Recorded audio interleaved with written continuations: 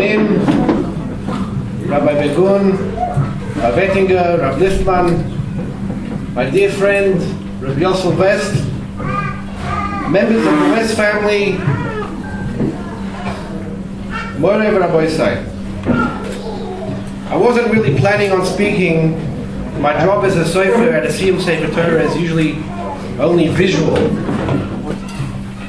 But when I met Mr. West yesterday, he said he would like me to say a few words. Although I have done many Siyumim in my career as a Sofer, including a few in the past few years for Mr. West,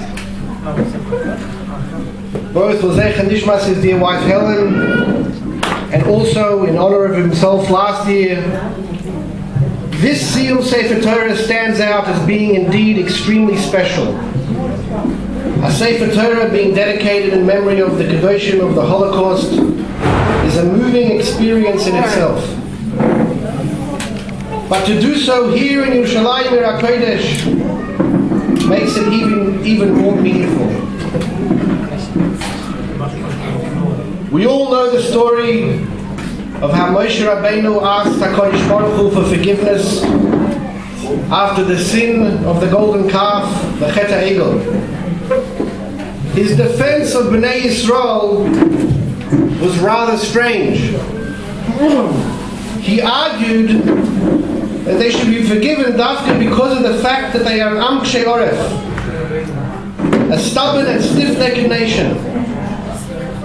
Could you imagine a lawyer standing before a judge and defending his or her client by arguing that he is a stubborn or stiff-necked person and therefore should be forgiven? Surely that would not inspire much sympathy from the judge. Stubbornness is usually a negative character trait. My grandfather, the late Rabbi Chaim Gutnick, would explain it as follows. Moshe Rabbeinu was arguing that the stubbornness of the Jewish people was indeed a milah. It was a virtue.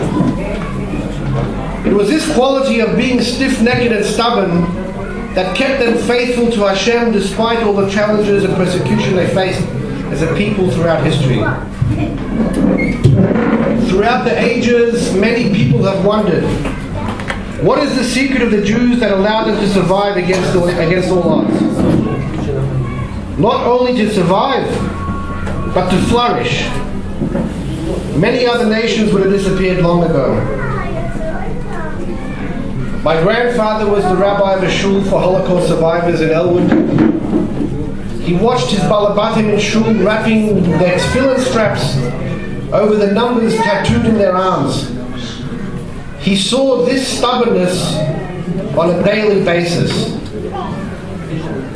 I have heard of Rabbi Yosef West for many years, but I've only got to know him well in the last several years. We have become close friends.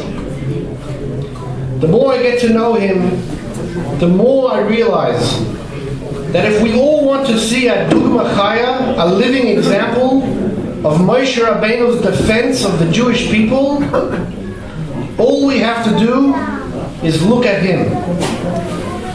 Mr. Joseph Frohlich West emerged from the ashes of the Holocaust together with his late wife Helen Chaya, despite having seen almost their entire families murdered and having suffered as much as they did during the Shoah.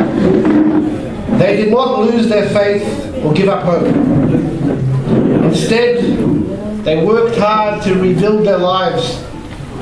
And it didn't end there. They did a lot more than they had to.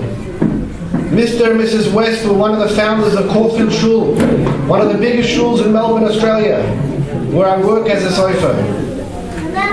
He and his wife dedicated their lives to charity and Ma'asim Tovim, giving generously to many Jewish institutions, universities, yeshivas, and other causes. This is a fact that I don't need to elaborate on because everybody here in this room is well aware of this. But what everyone in this room may not be aware of is that on a personal level, both Rabbi Yosef and his late wife Chaya, despite what they went through, remained faithful to their adherence to Yiddishkeit and Torah and mitzvahs. went to visit Mr. West a few days before coming here to discuss some matters pertaining to the Siyum. He told me that he wants to appeal to the rabbis and scholars to add the tragic story of the Holocaust to the Haggadah so that future generations shall remember. He was sitting on the couch. It wasn't even 3 o'clock in the afternoon, and he had his siddur open to the Ma'ariv davening so that he should remember to daven Ma'ariv before going to bed. Despite his age and ailing health, Mr. West tries to go to shul as often as possible.